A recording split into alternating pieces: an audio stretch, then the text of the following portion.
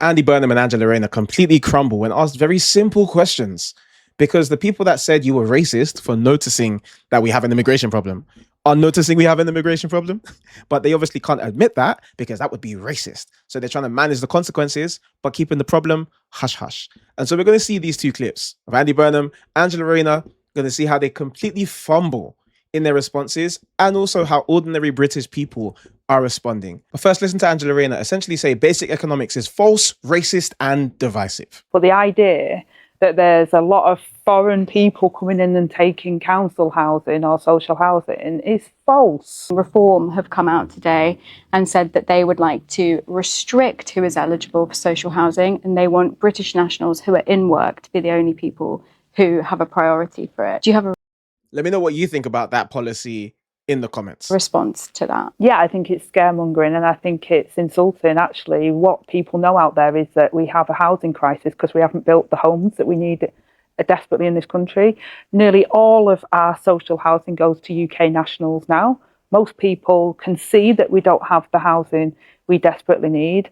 And I think it's a very divisive policy. I think it's wrong. I think it doesn't reflect the current circumstances that our country faces. We need to build homes. And that's what we've said we're going to do. That's why we've got the historic settlement today, is to build the social housing that we desperately need. But the idea that there's a lot of foreign people coming in and taking council housing or social housing is false. There isn't enough social and affordable homes in this country. Right. So if you thought there was a problem with foreigners coming and taking social housing, council housing in the UK, that's divisive and it's false. Cool. That's good to know. Never mind the fact that, some communities are completely dependent on social housing, like 72% of Somalians in the UK living in social housing, and that the vast majority of Somalians in the UK, for example, came as asylum seekers and not on work visas. Never mind that includes people like this, Abdul Qadir Mumin, who literally came to the UK, got council housing in Slough, got kicked out of the UK or driven out of the UK because he was preaching jihad against the UK and the West, and went on to become the head of ISIS Somalia.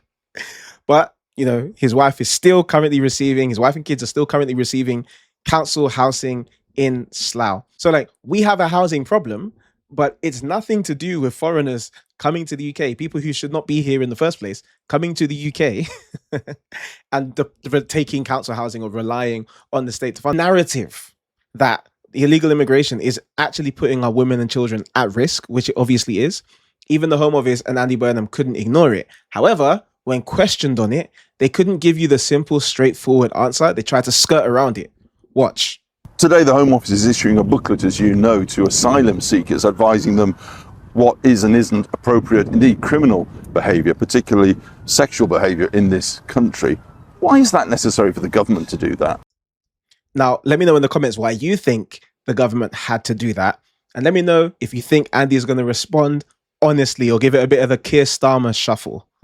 As a government, we have a very clear principle. If you break UK law, you will be removed from the country. And we have seen that in relation to immigration, where removals are significantly up.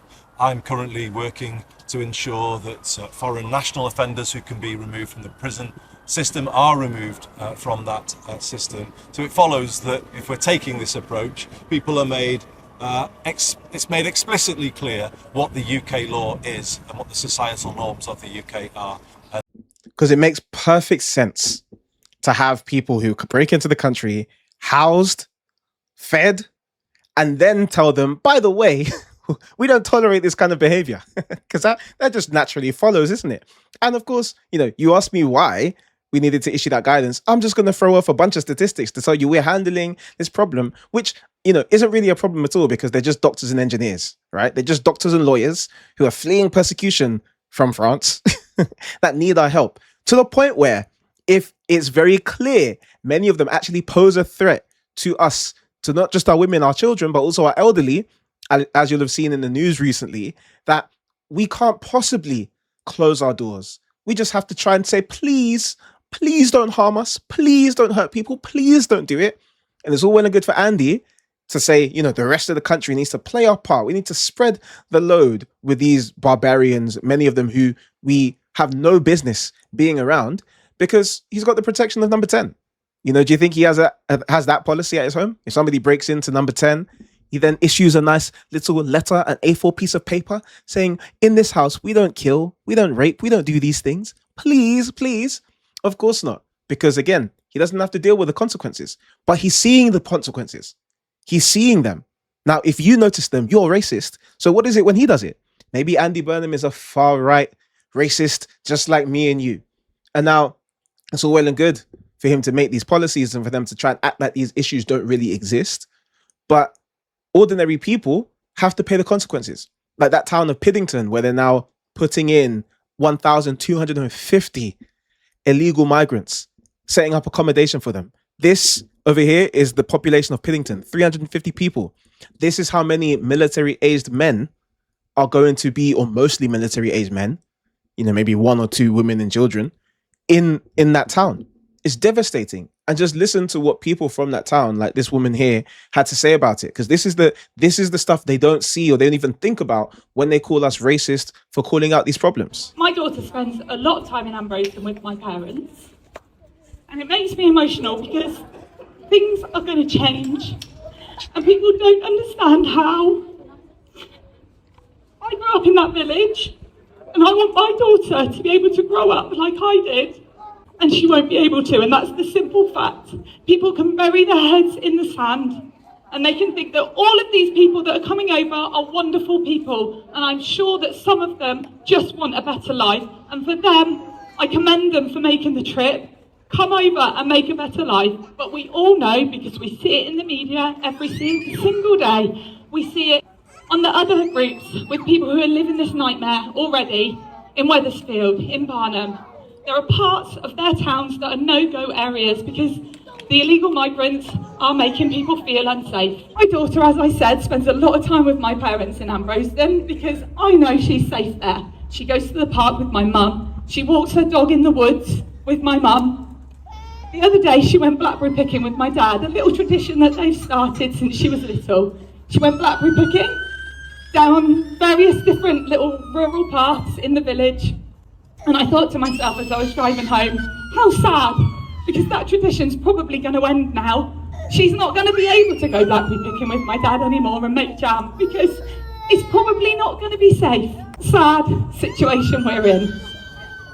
This is our children's future that the government are playing with. Yep. We need to stand up and we need to say no. They need to get control of our borders.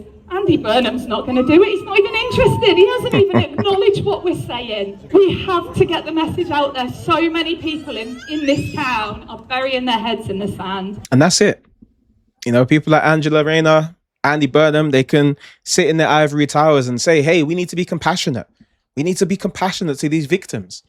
But they'll never think about the victims, the ordinary British people that have been victimized by them, have been victimized by this system, and will be victimized if you continue ushering in these people in droves and literally rolling the red carpet down for them.